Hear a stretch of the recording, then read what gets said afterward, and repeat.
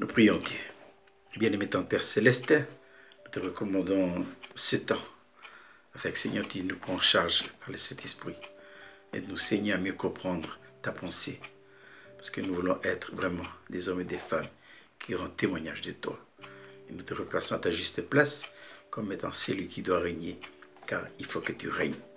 Nous te louons, nous te bénissons de pouvoir te prier ainsi, au nom de Jésus. Amen. Nous lisons dans le livre des Actes des Apôtres, chapitre 1, verset 8. Il est dit ceci, c'est le Seigneur qui parle. Mais vous recevrez une puissance, le Saint-Esprit survenant sur vous. Et vous serez mes témoins à Jérusalem, dans toute la Judée, dans la Samarie et jusqu'aux extrémités de la terre. Le témoignage. Mais qu'est-ce que le témoignage? Le témoignage, c'est le témoignage de la vie. Et quelle vie? La vie du Seigneur Jésus-Christ. Souvenons-nous que nous avons reçu, le jour de notre nouvelle naissance, une seconde vie. Et cette vie-là, cet esprit l'a introduit dans notre esprit. Elle est venue dans notre esprit pour devenir notre vie. Mais il faut absolument que la vie naturelle que nous avons héritée de nos pères disparaisse. Il faut qu'elle fasse place. Jean-Baptiste a dit quoi? Il a dit, il faut qu'il croisse et que moi je diminue. La version Parole de vie disait ceci, lui Jésus doit prendre de plus en plus de place et moi de moins en moins. La vie, c'est elle qui constitue le témoignage. Il n'y a pas de vie, il n'y a pas de témoignage. Et cette vie, c'est la vie du Seigneur Jésus-Christ. Jésus dit, en elle était la vie, et la vie était la lumière des hommes. Voilà. Un jour, Pilate avait dit à Jésus, mais qu'est-ce que la vérité? Et Jésus a dit que je suis né, je suis venu dans le monde pour rendre témoignage à la vérité. Il est une vérité. Et nous, si nous voulons être des hommes et des femmes qui rendent témoignage de Jésus, il faut que nous soyons une vérité comme lui. Jean dit que le Fils de l'homme est venu sur la terre pour détruire les œuvres du diable. Ce qui nous empêche d'être une vérité et de rendre témoignage, c'est à cause des œuvres du diable en nous. En nous. C'est pourquoi Jésus a dit, je suis venu pour rendre témoignage à la vérité. Et nous sommes nés de nouveau pour ça. Ainsi, la vie de Dieu, elle est en nous pour devenir notre vie. Et nous devons tout faire de telle manière à ce que cette vie,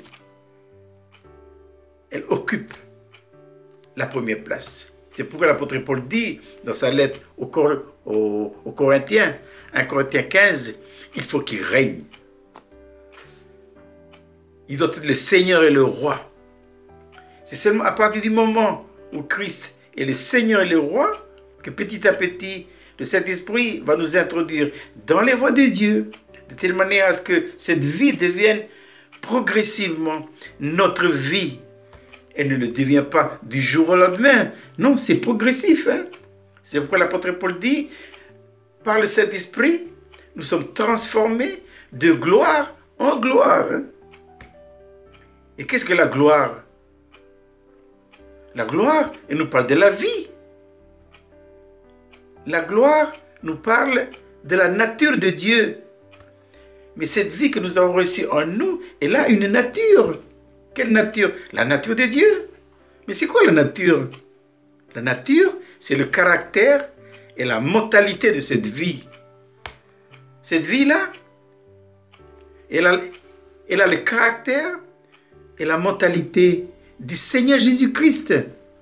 Donc nous, si nous apprenons petit à petit à vivre de cette vie-là, alors nous devons manifester le caractère et la mentalité de cette vie. Le Saint-Esprit venons sur nous, hein, pour faire notre éducation. Quelle est la première chose que le Saint-Esprit va commencer à travailler en nous? Eh bien, il va commencer par travailler notre caractère. Parce qu'on a un très mauvais caractère, hein? Très mauvais. Mais on a reçu de la vie naturelle que nous avons hérité de nos pères. Notre caractère à nous est tout à fait à l'opposé du caractère du Seigneur Jésus-Christ. Maintenant, c'est quoi le caractère? Le caractère, c'est la façon d'agir et de réagir.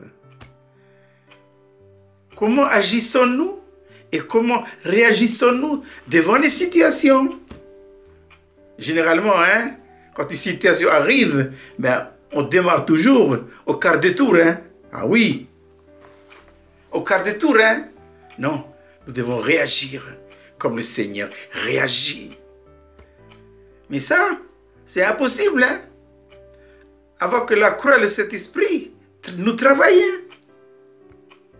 Et c'est pourquoi la vie naturelle, notre vie naturelle que nous avons héritée de nos pères, dans laquelle vie se trouve le caractère et la mentalité, eh bien, cette vie-là, elle est dans l'âme. Et il faudra traiter l'âme, de telle manière à éliminer petit à petit ce mauvais caractère, qui est la façon d'agir et de réagir. Et cette mentalité aussi, c'est quoi la mentalité? C'est la pensée, pour avoir la pensée de Dieu. Donc, le Saint-Esprit et la croix, ils travaillent sur les deux, à deux niveaux. Ils travaillent sur l'âme, et le résultat du travail dans l'âme se reflète dans l'esprit. C'est pourquoi Isaïe dit, à propos du Seigneur Jésus-Christ, le Fils de l'homme a livré son âme à la mort. Nous devons livrer notre âme à la mort. Ça veut dire quoi? Ça veut dire que nous devons permettre à notre âme de vivre la croix dans son principe. Voilà. L'apôtre Pierre dit dans 1 Pierre 1, 22, ayant purifié votre âme par l'obéissance à la vérité, afin que vous manifestiez un amour véritable et sincère. Le Saint-Esprit et la croix travaillent là. Voilà. L'âme, c'est elle qui doit être crucifiée. C'est elle qui doit vivre la croix en tant que principe de vie. Hein. C'est-à-dire quoi? La soumission, l'obéissance et la dépendance. Et à chaque fois que l'âme se soumet, obéit et dépend à Dieu, qu'elle accuse le coup. Et cette mesure d'accusation va permettre à la vie d'être libérée dans son esprit. Il n'y a pas plus de mesure de croix que de vie. Voilà. La sanctification qui s'oppose à la vie, la mesure de vie déclarée, produite dans notre esprit, dépend de l'œuvre de la croix dans mon âme. Une mesure de croix correspond à une mesure de vie. C'est quoi le témoignage? Je disais tout à l'heure, le témoignage, c'est le témoignage de la vie. Et la vie, la croix, elle est inséparable du Saint-Esprit. Les deux travaillent ensemble pour dégager la vie. De telle manière à ce que nous rendions autour de nous un témoignage. Témoigner quoi? Nous sommes appelés à témoigner de deux choses. Nous sommes appelés à rendre témoignage que Jésus, il est réellement vivant. Le Sadducéen d'Aching avait dit un jour, lors d'une tournée en Europe, il a dit, les salles sont bondées, c'est rempli. Il a été en France, en Suisse, en Allemagne et en Angleterre. Il leur a dit, je ne suis pas venu pour prêcher. Parce que vous avez ici des pasteurs, vous avez ici des théologiens, vous avez ici des hommes de Dieu. Je suis venu simplement pour rendre témoignage que Jésus est vivant. Et c'est à cela que nous sommes appelés à le faire. Rendre témoignage autour de nous que Jésus est vivant. Ainsi, laissez la croix nous traiter comme il sait devoir le faire. Livrez notre âme à la mort. Vivons la croix dans son principe, de telle manière à ce que la vie soit libérée dans notre esprit. Et au fur et à mesure que la vie est libérée dans notre esprit, que nous devenons des hommes et des femmes qui auront un témoignage vibrant autour de nous, que quoi? 1. Que Jésus est réellement ressuscité.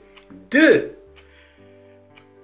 Que la croix, ce n'est pas simplement un fait historique, il y a 2000 ans déjà, mais c'est une réalité.